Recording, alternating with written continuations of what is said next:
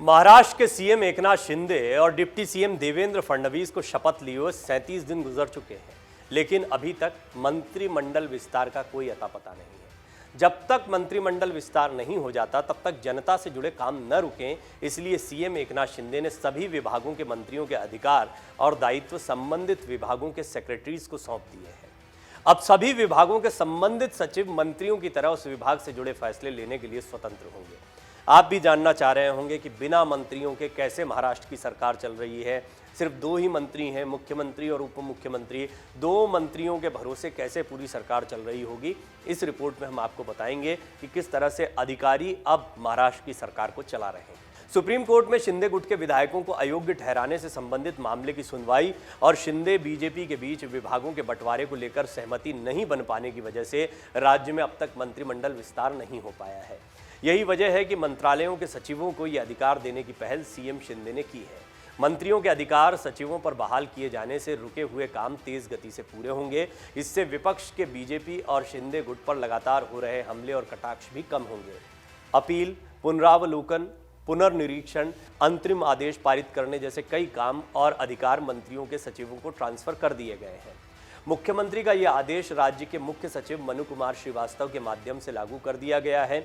CM deputy CM के शपथ ग्रहण के 37 दिनों बाद भी मंत्रिमंडल विस्तार को लेकर एक रुका हुआ अंतिम फैसला लिया ही नहीं जा रहा है। इस फैसले पर मुहर लगाने के लिए बार बार सीएम और डिप्टी सीएम दिल्ली के दौरे करते रहते हैं। आज फिर सीएम डिप्टी सीएम दिल्ली पहुंचे, महाराष्ट्र के राज्यपाल भी दिल्ली पहुंचे। वहीं शिंदे गुट के प्रवक्ता दीपक केसरकर ने अपनी प्रेस कॉन्फ्रेंस में कहा था कि पार्टियों के अंदर लोकतंत्र हो या नहीं, इस पर सुप्रीम कोर्ट में सुनवाई शुरू है। कोर्ट के इस बारे में फैसला आने के बाद ही मंत्रिमंडल विस्तार किया जाएगा। मंत्रिमंडल विस्तार में सबसे बड़ी दिक्कत यह है कि शिंदे गुट के साथ गए जिन मंत्रियों ने अपना मंत्री पद छोड़ा है उन्हें तो मंत्री बनाना ही पड़ेगा। साथ ही कई लोग ऐसे भी होंगे जो मंत्री बनने के लिए शिंदे गुट में गए होंगे। दूसरी तरफ बीजेपी ने सीएम पद छोड़ा है और विधायकों की संख्या के बल के नजरिए से भी बीजेपी के न सिर्फ ज्यादा मंत्री शपथ लेंगे बल्कि सीएम के बाद ज्यादातर मलाईदार विभाग भी बीजेपी के खाते में जाने चाहिए, ऐसा माना जा रहा है। बीजेपी की ओर से चंद्रकांत पाटिल, सुधीर मुनगंटीवार, रविंद्र चव्हाण, राधाकृष्ण विखे पाटिल, गिरीश महाजन, नितेश राणे, बवन राव लोणीकर के मंत्री बनने की संभावनाएं हैं। शिंदे गुट से संजय शिरसाट, शंभूराज देसाई, अब्दुल सत्तार, संदीपान भुमरे, गुलाबराव पाटिल, दादा भुसे, उदय सामंत, दीपक केसरकर के मंत्री बनने की संभावनाएं जताई जा रही हैं। हालांकि ये लोग मंत्री कब तक बन पाएंगे कह पाना मुश्किल है। सरकार का कोई हल निकलेगा ये कह पाना भी अभी मुश्किल है, क्योंकि मामला सुप्रीम कोर्ट में है।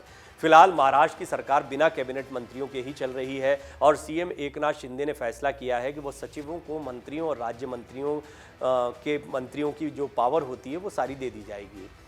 हालांकि गुरुवार को महाराष्ट्र के कैबिनेट विस्तार को लेकर तस्वीर साफ हो गई थी। मुख्यमंत्री एकनाथ शिंदे की कैबिनेट का विस्तार 5 अगस्त को होने वाला था। महाराष्ट्र सरकार बनने के लंबे समय के बाद बीजेपी और शिवसेना शिंदे गुट में सरकार में मंत्रियों को लेकर सहमति भी बनती दिखाई दे रही थी।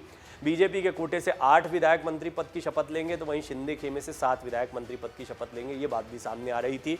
इस पर एक विस्तृत रिपोर्ट भी हमने आपको दिखाई थी। एकनाथ शिंदे बीमार हो गए थे, फडणवीस दिल्ली पहुंचे थे लिस्ट लेकर। लिस्ट में महाराष्ट्र की पूर्ववर्ती देवेंद्र फडणवीस सरकार में मंत्री रहे कई सीनियर विधायकों का पत्ता भी काट दिया गया, लेकिन फिर भी कैबिनेट विस्तार का कार्यक्रम ऐन मौके पर टाला जाना कई नए सवालों को जन्म देने लगा है, क्योंकि संजय राउत ने पहले ही कह दिया था कि यह गठबंधन 6 महीने में टूट जाएगा क्योंकि इसमें आम सहमति नहीं बन पाएगी। और अब इस तरह से बार बार टाला जाना मंत्रिमंडल विस्तार को संजय राउत की कही हुई इन बातों को हवा देना शुरू कर रहा है।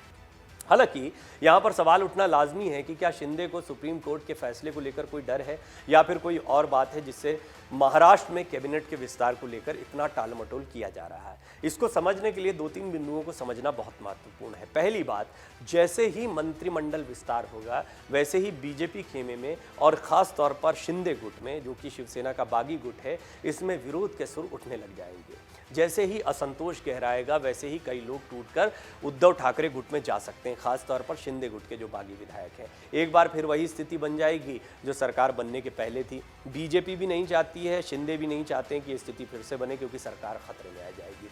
लिहाजा मंत्रिमंडल के विस्तार को आगे बढ़ाया जा रहा है।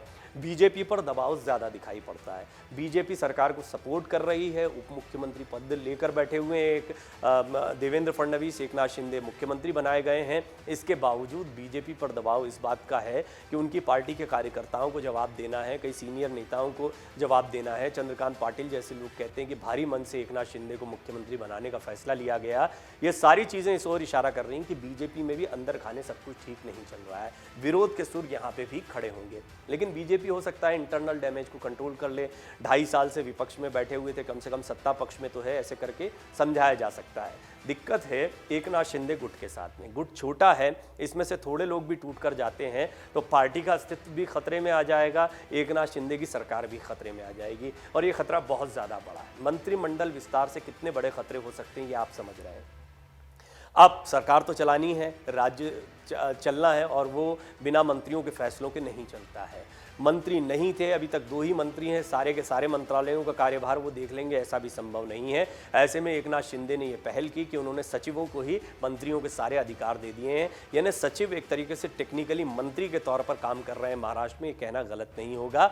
और अभी जब तक स्थिति स्पष्ट नहीं होती है कि असली शिवसेना किसकी है और शिंदे अपने साथ आए बागी विधायकों को बरकरार रखने में कामयाब नहीं होते हैं, तब तक ये स्थिति बनी रहेगी। आने वाले दिनों में स्थिति टलेगी नहीं। उद्धव ठाकरे ने पैनी नज़र इस पर बना रखी है। महाराष्ट्र की सियासत में जितने भी बड़े चेहरे हैं उन्होंने मौन यूं ही धारण नहीं कर रखा है। उनको पता है कि अब गेंद एकनाथ शिंदे और देवेंद्र फडणवीस के पाले में है। इन दोनों को मैनेज करना है कि किस तरह से ये सरकार को आगे बढ़ाते हैं। ये सरकार चलाए रखना आसान नहीं होगा, लेकिन बीजेपी जानती है ये सरकार गिरी तो उसकी भारी किरकिरी हो जाएगी। एक बार देवेंद्र फडणवीस किरकिरी झेल चुके हैं। उन्होंने जब अजीत पवार के साथ सरकार बनाई थी तो अगले ही दिन सरकार गिर गई थी और शरद पवार ने डैमेज को कंट्रोल कर लिया था। शरद पवार की पैनी निगाह मंत्रिमंडल विस्तार पर है। वो जानते हैं कि जैसे ही मंत्रिमंडल विस्तार होगा कई विधायकों को साथ में लाया जा सकता है, तोड़ा जा सकता है, यानी तोड़ फोड़ की ये राजनीति आगे भी कायम रह सकती है। सबके बीच में संजय राउत का ईडी की कार्रवाई में फंसना, उनका जेल जाना, ये इस ओर इशारा करता है कि कहीं ना कहीं इनका आपस में कनेक्शन है। कम से कम राजनीतिक गलियारों में तो यही चर्चा तेज है कि संजय राउत को टाइमिंग के साथ में अंदर किया गया है।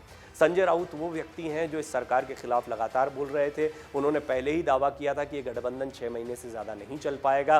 बहरहाल उनकी बात कितनी सही है कितनी गलत है आने वाले दिनों में पता लगेगा, लेकिन मंत्रिमंडल विस्तार होने के बाद भी परेशानियां कम होने का नाम नहीं लेंगी। हालांकि अभी सबसे बड़ी चुनौती ये है कि पहले मंत्रिमंडल विस्तार हो तो सही। डाउनलोड करें अमर उजाला ऐप और पाएं खबरें लगातार।